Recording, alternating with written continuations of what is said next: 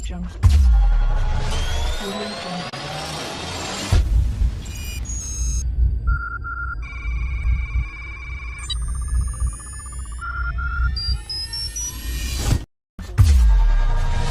Audio Jungle. Audio Jungle.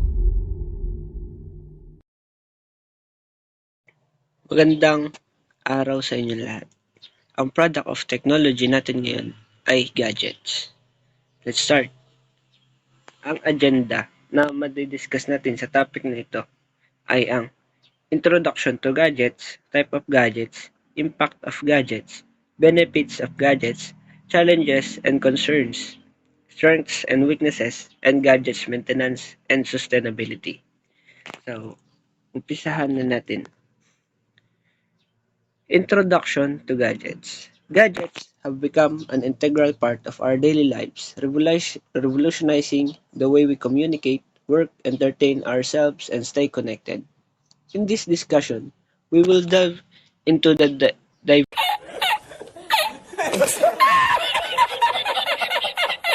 world of gadgets, exploring their impact, trends, benefits, challenges, and their strengths and weaknesses. Types of gadgets. Gadgets come in various forms from smartphones, laptop, to wearables, smart home devices, and entertainment gadgets. Each type serves a specific purpose, enhancing different aspects of our lives with advanced functionalities and features.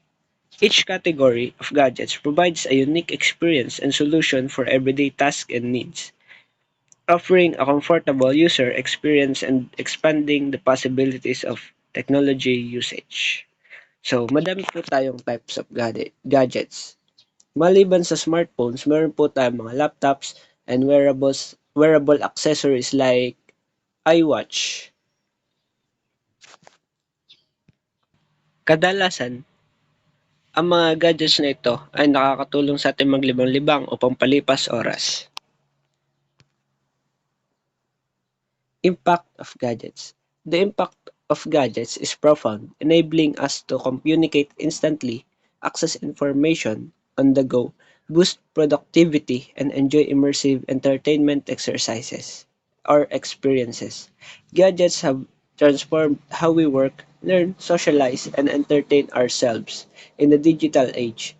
Beyond these aspects, gadgets have also revolutionized healthcare with telemedicine services, empowered education through e-learning platforms, and facilitated environmental conservation efforts with smart energy solutions and sustainable practices.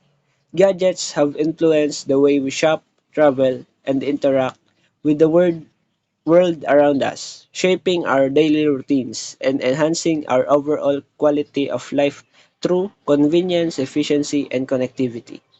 Gadgets have become essential tools that bridge the gap between individuals, communities, and the global landscape, fostering innovation, collaboration, and progress in various spheres of human activity. Sa madaling salita, malaki ang naging epekto ng mga gadgets sa atin lahat. Binago ng mga gadget ang paraan kung paano tayo nagtatrabaho, nag-aaral, nakikipag-ugnayan at nag-e-enjoy sa digital na panahon. Halimbawa nito ay ang pag-aaral natin. Mas napapadali nito ang pag-aaral natin dahil isang click mo lang sa Google or mag-search, lalabas na ang ating mga hinahanap na. Anyways, dumako naman tayo sa susunod. Benefits of gadgets. Benefits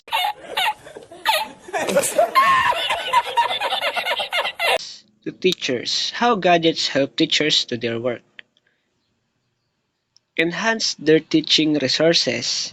Gadgets provide access to a vast array of education resources, including online lesson plans, educational apps, interactive multimedia content, and virtual simulations, enriching the teaching materials available to teacher. Nagamit po natin tong enhance their teaching resources nung nagkaroon ng COVID-19, which is naging online classes lang po tayo.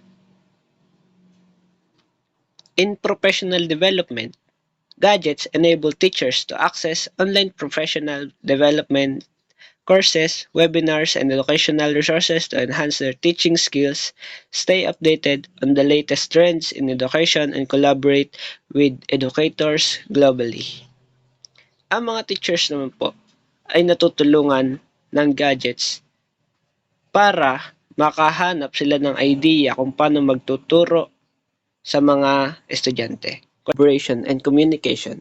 Gadgets facilitate collaboration among teachers, allowing them to share resources, collaborate on projects, and communicate effectively with colleagues, fostering a supportive and collaborative teaching community. So dito naman po sa collaboration and communication, nakakapag-usap-usap po ang mga teacher at nag-share ng ideas kung paano matuturuan ng mga bata.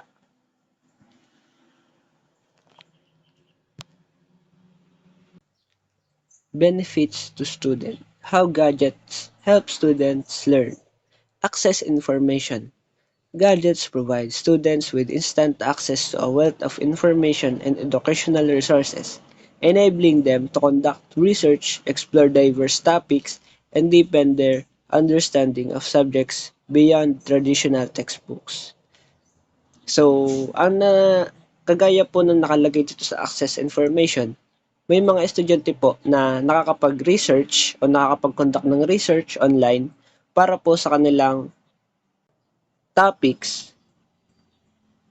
Kagaya po ng in senior high school, meron po silang practical research which is kailangan nilang gumawa ng research paper and they will defend their thesis. Second is personalized learning. Students can benefit from personalized learning experiences tailored to their individual needs and learning styles with adaptive learning platforms, self-paced modules, and personalized feedback to support their academic growth.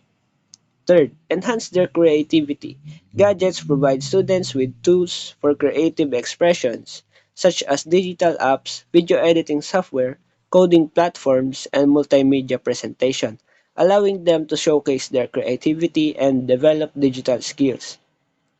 So, sa enhance their creativity naman po, gadgets can help students na makapaggawa or maka-create ng sariling art through apps or makapag-edit ng video through software and coding platforms. Challenges and concerns. In today's digital age, gadgets bring numerous benefits but also pose challenges. Cybersecurity risk, digital addiction, e-waste, privacy concerns, and social isolation are the key issues. Safeguarding personal data, setting screen time limits, promoting electronic recycling, protecting privacy, and fostering real-world connection are essential. Addressing these challenges is crucial for responsible gadget usage and sustainable practices in the digital landscape. So, marami po tayong challenges and concern through gadgets like cybersecurity risk nga po, digital addiction and e-waste, and many more, etc. Strength and weaknesses. Strength. Wide usage. Smartphones provide easy access to communication and information for the majority of Filipinos, simplifying daily life and work. Diversity and brands and models. The variety of smartphones brands available in the Philippines offer choices for consumers based on their budget and needs. Versatile use. Smartphones are not just for communication but also can be used for various purposes such as education, business, and entertainment. Marami po tayong magagawa sa strengths ng ating gadgets, which is like wide usage. Meron po tayong access of communication kahit po hindi tayo magkakasama or malayo man lang tayo sa ating pamilya. Makakausap po natin sila kahit nasa malayo sila. Diversity of brands and models naman po. Marami po tayong mapapagpiliang models sa ating bansa based on our budgets na lang po. Weaknesses. Dependency on the internet. Smartphones smartphone usage can lead to a dependency on the internet, potentially resulting in reduced productivity and negative health effects. Security and privacy. Due to internet connectivity, smartphone may be vulnerable to cyber attacks and data privacy issues. Distraction. Excessive smartphone usage can sometimes hinder productivity and personal interaction. Sa weaknesses naman po, sa katulad po ng security and privacy due to internet connectivity, meron pong mga issues sa iPhone which is 'pag naka-connect sila sa public wifi, naha-hack po yung phone nila. So, hindi rin po safe. So, eto na po yung last. Thank you for listening.